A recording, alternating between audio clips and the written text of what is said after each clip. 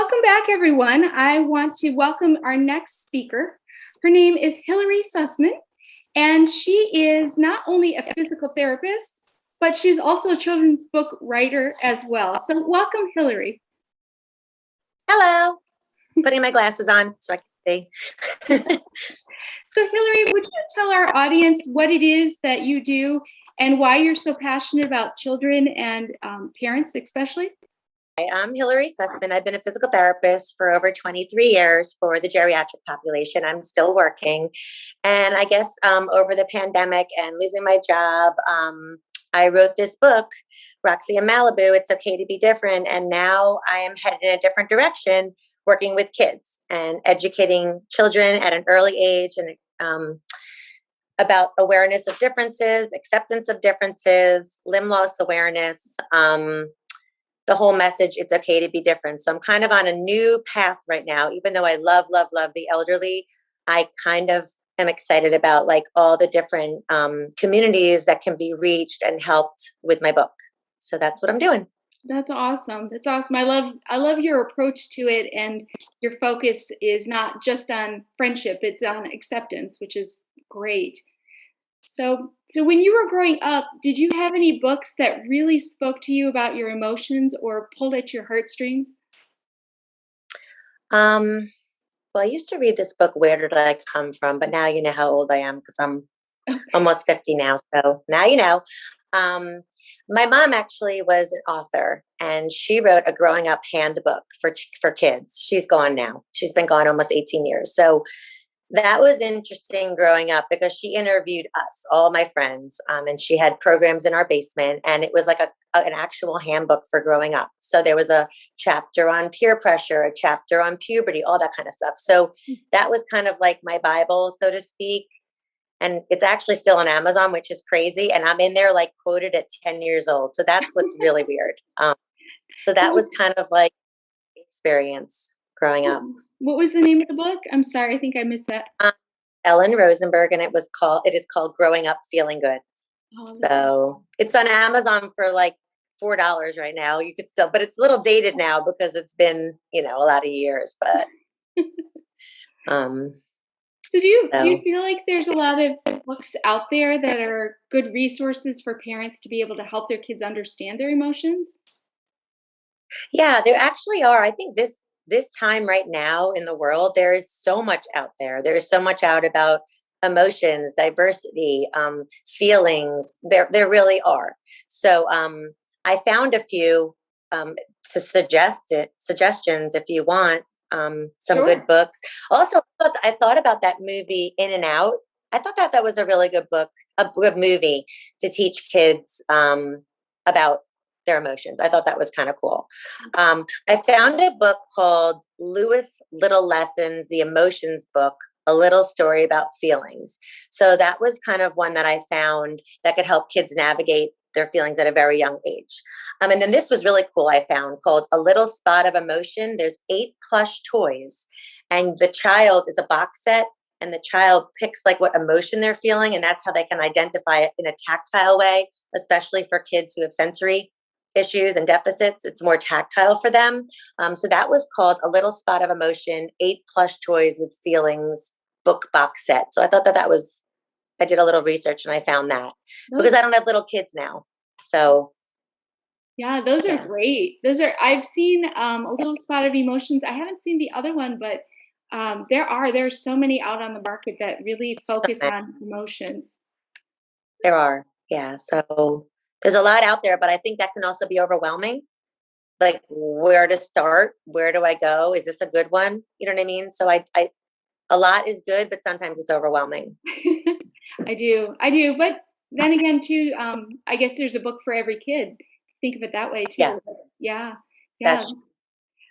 So when you think about using actual books as a parent, so if I pretend to be the parent of a little kid, what are some things maybe you've tried with your kids or that you might suggest to parents to do with the books? Right. So, I mean, I think picture books are great, especially if the child can identify and likes the topic, likes the characters. So the first thing is you have to find a book that your child's like, oh, that I like that, right? Because that's the first step, or else they don't want to read it. And then you just need to find, which character do you like the best, and talk about that character and why do you like that character. Really engage the child in that one character and kind of use the character to teach your child, in that way. I think that that's really the best way, just to have the child verbalize, even if they're really little, why do you like this character? Like, is this character like you? How? Like really engage and ask questions. Oh, that's great. That's great. I remember doing a little bit of that when my kids were younger. And I Hmm. remember my daughter grabbing a toy later and sitting in her room and playing with the toy as that character. So that, you never know what they're going to do with a book either, like that. Yeah. Yeah, Yeah. yeah, very good. So, if you were going to give a parent just advice in general on maybe using books or on emotions, do you have anything that sticks in your mind, especially from an author perspective? About identifying emotions for kids. Identifying either that or expressing is another really hot spot too. Yeah. I mean, I guess in general, I think that parents underestimate their kids' ability in general to adapt, to handle challenges. You know what I mean? We're always protective, and we're so worried. And I think kids have a lot more strength than we give them, you know, and they can handle a lot more, and they come through situations that we might think that they can't come through. I guess that's what I've been learning with talking to different disabled communities and communities with autism and amputee communities. Like, you would think like the worst thing would happen to a child, and then they come through and they're so strong, and so by using a book and you have them look at a book, you just want them to verbalize it if they can in any way possible. I think that's the question. Like, keep asking your children, how do you feel? How does whatever character feel? Does this like you? Do you feel like that? You know what I mean? I think that kids have a lot more strength than we give them credit for in general, even at a little age. They're a lot more resilient. Yeah, I think you're right. I think you're right. And I think it's like you said, it's our desire to overparent them, to helicopter them instead of just letting them experience life and even if the emotions aren't great, they're emotions and it's how they feel. Right. But it is hard with a lot of learning disabilities and other diagnoses to express emotions. And that's where it gets challenging for parents too. So it's complicated. And I understand that. And I am not an expert, and I don't have a child with special needs, but I am learning through my book and all the relationships I'm forming. Like, it's just incredible. It's just incredible how many amazing parents there are, and how resilient kids are. That's all I can say. I mean, that's really what I've taken from this experience so far. Yeah. Yeah, that's great. Well, that's a great thing to take from it for sure. For Yeah. sure. Well, I'm sure your next book will talk a lot about inspiration that you've been experiencing with the community that you've been servicing, so the disabled community. Was there anything in particular that inspired you recently with any of your author visits? It was interesting. I went to 6 schools this summer, and two of them were special education schools, and three were just like local preschools. So it was nice to have both. A lot of people asked why Roxy didn't have an ear. How did Roxy? I'm not sorry, Roxy. Malibu lose her ear, and I just said that Malibu was born that way because Roxy lost her leg. I didn't want to have two animals surgically, Altered, yeah. having a limb. So that was interesting. And I asked the kids, like, what was your favorite part of the book? And a lot of them said when Roxy was allowed to go to the dog park, because she lost her leg and then she wasn't allowed to go. So she was waiting and waiting to go. And then she was cleared. And the kids really liked that part. They felt hopeful, I guess, when Roxy was allowed to go play. So the next book, Roxy wears a prosthesis, a blade. It's called a blade, which I'm sure you've seen on the Paralympics, Special Olympics. Most kids wear blades now. Um, so Roxy deals with a bully, and she's wearing her blade. So she's really nervous to go to a new school because she's wearing a prosthesis and it's a new school. So it's just about words and how powerful words are, and how insecure a lot of people really are. And that's why sometimes they bully, because they're insecure. So it's about teaching kids how to use your words and how important they are. So that's what the next one is about. And I like the fact that I'm exposing people to a prosthesis and what that is and the correct terminology, because I think the more they get exposed, the more normal it becomes. And then they don't judge people as much, and it's just like, oh, I've seen that before. That's cool. Yeah. Yeah. So that's the goal.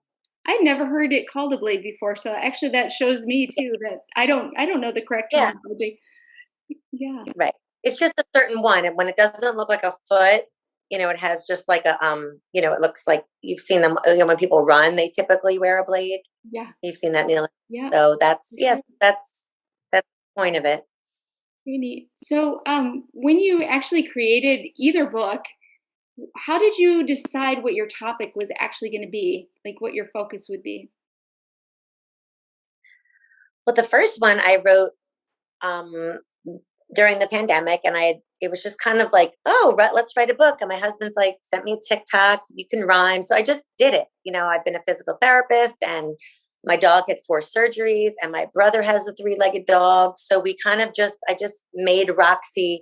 I was thinking about all the characters out there in children's literature, like Clifford, or that I grew up with, right? Like Curious George, Clifford. No one had a difference, right? No one had 3 legs or missing anything, or a brace or a wheelchair back then when I grew up. So I wanted to make Roxy like very lovable, but I wanted her to have a physical difference. And then Malibu is missing an ear. So, that's the whole story, that they teach each other confidence despite their differences. So, and then the next, I have written a lot of them, but now I have to really think about my message, because I want it to be on point, and I have to think about my audience, and I want Roxy to continue to teach important lessons. I wrote one about chores, and it's very cute, but I don't know if that's like a strong enough message. You know what I mean? Yeah. So now it's changed. Now I'm just like, for the third one, I have to like really continue sending important messages in a certain way. Yeah. That makes sense. I think that's great. Actually, it's good for people to hear too. There's a process. There's a lot of thought that goes into writing children's books, and like you said, you want them to be applicable to the readers. You don't want them just to be cute necessarily, although that helps for sure. Right, and it's funny because I'm in an illustrator Facebook group, and someone was just like, is it okay that I just wrote a fun, silly book? Do I have to have a message? Like, because everyone's so focused on teaching, and everyone's like, no, there's nothing wrong with a fun, silly book, But then some parents really do like a lesson. So, I mean, there's something for everyone, right? Yeah. Yeah. I will look at some of the younger graphic novels and think, what is this about? So, and it's not even cute per se, I was wondering too, like when you went into the schools and you were trying to, get your message delivered to the kids, were there any comments that the kids had that they maybe learned something completely different than what you thought you were trying to put out there? I was amazed that so I did like 3-year-olds, 4 and 5, 6 to 8, right? So it was interesting for me, because I'm reading the book and I'm rhetorically, I'm asking questions. But the 3-year-olds, they really typically didn't say much. I would be like, I'd say, does Roxy look happy or sad when Roxy's at the vet and about to lose a leg, and they could say sad. That was the only thing that the 3-year-olds really could verbalize, so to speak. And then when Roxy tries to be friends with Malibu and at the park, she meets Malibu, he's missing an ear, and says, do you want to go play? And I say to the 3-year-olds, do you think Malibu wants to play? Most of them said yes. But then the 4 and 5-year-olds were like, no. And I'm like, why? And they're like, because Malibu feels different. So it was so cool to see, as they got older, how they really understood the story at a different level. Yeah. But you can still teach the 3-year-olds the message. That was interesting to me, who got it and who was able to express it in which way, and how when I ask questions, then there's words like, what is unique? There's words in there that are a little harder. So I would say to the group, what is unique? And one of the girls was like, that's me. Or it was just so cute. Like the things that they answered were like very cute, So I guess I didn't expect that. Yeah. Yeah, I know. One of my first book was Little Cat Needs Space, and it was all about little cat getting annoyed with her brother dog and needing distance. And when I was in the classroom, one of the kids said, "Well, I noticed in the pictures that dog has a stuffed animal, but little cat doesn't actually have a stuffed animal." And I thought, "Oh my goodness!" This was with kindergartners, and they were making a connection to the fact that she was feeling like neglected and alone. And that's actually where I got my next book, was from that comment, that one simple comment of a feeling that they saw. That's really cool. Right. So you don't know where it's going to come from. Yeah. Like for me, the reason Roxy's wearing a prosthesis to school on the second book is because when the illustrator, the whole book is animals and they're all in school, right? So they're at recess, they're at lunch, they're in the classroom, and it's everything like pig, horse, everything. So the illustrator sends me the picture, and Roxy, he made everyone on 2 feet. You know how books like that, like Bernstein Bears, Yeah. because it was too hard for the illustrator to do all these animals doing human things. So all of a sudden, Roxy was standing and she was missing a leg. I'm like, well, she can't hop around. Put a prosthesis on her. So it just, now I'm so happy I did that because now I'm even more involved with, that kind of community. And, it's even more of a lesson. And it's not even about the prosthesis, the book. It's about bullying and words, but it's represented. And that's what's important to me. But it Yeah. just happened. Like you said, it happened like that. Yeah. So Yeah. you never know. So this is off the cuff, but I'm sure you can handle it. So my question to you is, let's say a parent is really, they notice that their kids are really struggling with particular emotions. Mhm. Would you suggest to that parent that the child sit down and create something out of that? Let's say, like we're talking about, let's say a book or something Mhm. physical that they can look at and produce. Like an art project along that lines, Yeah. like taking like something like tangible in front of the child. Yes. Uh-huh. Yeah, I mean, I'm sure that there's a lot of activities like that. And I would think that like there's so many resources for parents now, like on Instagram and Facebook. Like there's a million people in one, special need parents, or there. If you have any kind of question, there is a parent group out there for you on Instagram or Facebook. I know this, and you can join it as long as it's relevant to you and you're not trying to sell something. So I would say to a parent who's struggling, well, what kind of activity would be good if my child's struggling with ABC? And let's say they can't think of something. There's so much out there. You can just put that page out there, that question out there, and people will. There'll be 100 responses of like, oh, this worked for me. That's what's so great about social media. There are some good things about it. I think as far Yeah. as a resource. And I know a lot of the authors, we call them indie authors, you and I, but Mhm. self-published Yeah. authors who have their own websites, and they have all Mhm. kinds of resources there too. That if it's on, let's say, the emotions, they might have a Yeah. coloring sheet, they might have activities, that kind of thing too. Right. Yeah. Right. I have activities online, but they're more related to the message of the book. So there's a word search, an easy, a hard word search. There's coloring pages for the little ones, like Color Roxy's bandana. And then there's matching with words like, you know, inclusion, diversity, difference, perseverance, like a little harder. And then there's book discussion. So, that kind of thing. But I do have a list of resources on my website, but they're kind of just like everyone I've met. It's like a list of everyone, like whether it's like dog bandanas to autism resources to sockets for a prosthesis to digital prosthesis. It's everything. So anytime I meet a great person or great organization, I kind of put them on my resource list. Well, that's great. So That's yeah. great. And that's available to anybody that gets on your website then? And all the activities are free. You can print them out and just color, or the cover of the book you can color.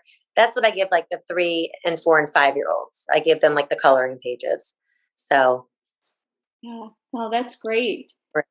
yeah. So, do you know, have any teachers actually been able to use your book, like in class, to teach a lesson on diversity or to teach about feelings and emotions? Yes, I mean, a few teachers have the book. Well, school just started, so I have a few people who bought the book and it's in their classroom, and they have the stuffed animals. So I'm getting new ones, but the ones I have now, Roxy's missing the leg and Malibu's missing here. So they're good, like visual tools. And I usually pass them around and we talk about what's the same, how are they different. Um, yeah, so the activities kind of support the book, and it teaches about the difference between a visual difference and an inside difference, right? Because if you have a learning disability, people can't see that. And people might not know why your child is shy or is not as verbal as someone else because they might have another diagnosis that you can't see from the outside. So it opens up a lot of conversation about differences and acceptance. That's So, great.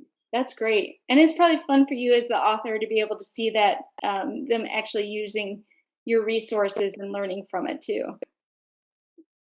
yeah, um, there is. Yeah, it's really cool. I mean, I hope it happens more and more. I just want to get it out there as a resource. That's what I'm trying to get it out to different schools. And it doesn't have to be a special needs school because I think every child needs to accept differences, honestly. Absolutely. Absolutely. It's more common than not common to have special reasons or special differences between people, or even I'm thinking even work situations, and it just makes you a better person in Yeah, general. Yeah. right. Yeah. Very good. Well, do you have any last advice for parents or for kids trying to deal with emotions or understanding what's going on in their minds? I just think it's so important for kids to be able to express their emotions really little because you don't want your child bottling it up and, you know, you want them to be able to express it. So luckily kids are like sponges and they're open to everything. So, even if they're coloring, say, what's a sad color? Blue, right? So let's color blue. Anytime you're feeling sad, just color everything blue. You're like just trying to like maybe like be more creative to get it out of them if they're not able to verbally express it. Sometimes kids are better manually, right? Everyone learns in different ways, everyone expresses in different ways. So as I said, I think looking for resources online and from other parents who might be struggling or, just looking for activities from teachers, whether they're special ed teachers or psychologists or pediatric psychologists, that would be helpful too. But I Mhm. think there's a lot out there to help parents if they're looking for more to help their kids express their emotions. Very good. Very good. Well, we're going to include all of your links on the email that goes out with your videos. And that way people Okay. can find out more about you and check out your list that you have on your website as well. Okay, great. And And so, thanks for what you're doing, help parents. It's really important because we want our kids to be healthy, in their spirit. It's really important. It's a crazy world. yeah, well, So, there's definitely, like you said, it can be overwhelming, and finding resources can be overwhelming, like you said. So, I've gotten to meet a lot of right. great people, that's for sure. So, Yeah, and it's interesting is a lot of people who, because of I've met like four different moms that because of whatever experience they had, they got a diagnosis, for instance, of autism 10 years ago, and there was nothing out there. They felt. So now they created, for instance, the autism assistant. Um, so you go to this one site and it's like every resource you need for autism when you get that diagnosis is on there. So there's a lot of things like that. And I'm not saying this is only about special needs right now, but there's so many different organizations that are really aimed to provide resources to parents because they didn't have any, you know? yeah. So Yeah, well, that's a great, great point. The yeah, resources and people are there if you look for them hard enough, for sure. yeah, yeah. So Well, Hillary, thank you so much for your time today. Thank you thank for your you. advice, and I appreciate that Thanks for having me. for sure. All right, well, we'll talk to you sometime soon. Okay, thanks. Bye, everyone.